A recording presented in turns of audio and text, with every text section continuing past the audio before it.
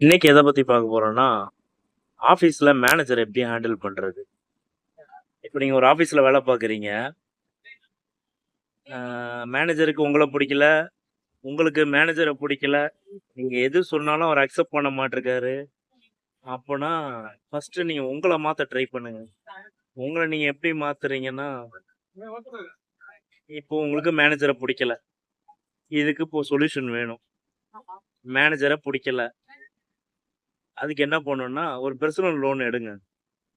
எடுத்தீங்கன்னா, மொக்க மேனேஜரு தெய்வமா தெரிவாரு. அப்புறம் நீங்க அவர் சொல்றதெல்லாம் கேட்பீங்க.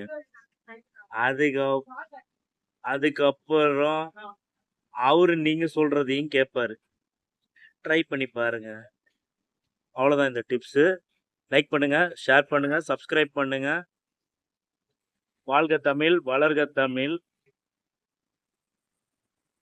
நெக்ஸ்ட் ஆபீஸ் பிடிக்கலன்னா எப்படி எப்படிங்கிறத டிப்ஸ் 2ல பார்ப்போம்.